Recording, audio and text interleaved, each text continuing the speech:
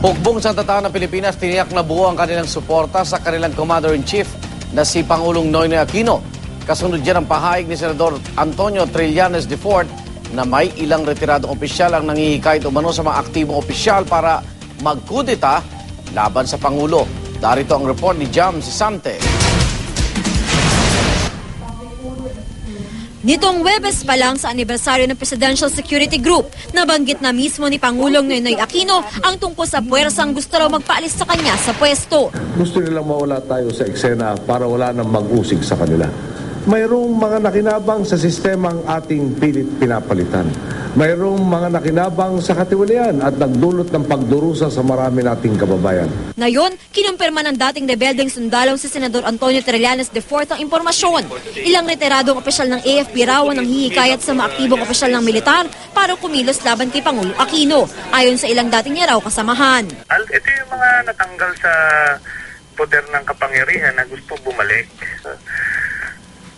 Fino-float nila yung ganyang idea na ito napapaligiran ng komunista o ano yung administrasyon. So, ganyan ang ginagamit nila.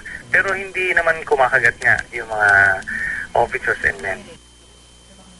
Wala namang impormasyon kaugnay dito sa Senador Gringo Honasan na isa ring dating rebeldeng sundalo. Pero ayon sa kanya, hindi magtatagumpay ang sino mang magtangkang tanggalin sa pwesto si Aquino. I doubt it.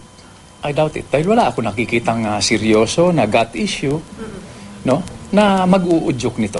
Maaring may mga komentaryo that being ventilated no, in little social gatherings, pero not in the magnitude that precipitated the 1986 February Revolution or the events after that. Ayon naman kay AFP spokesman Colonel Arnulfo Marcelo Burgos, wala silang natatanggap na ulat ukol sa pag-recruit umano sa mga aktibong officers sa AFP. Gayunman, patuloy daw nila minomonitor ang anumang banta, sabay giit na buo ang kanilang suporta kay Aquino na kanilang Commander-in-Chief. Para sa unang balita, Jam Sisante reporting.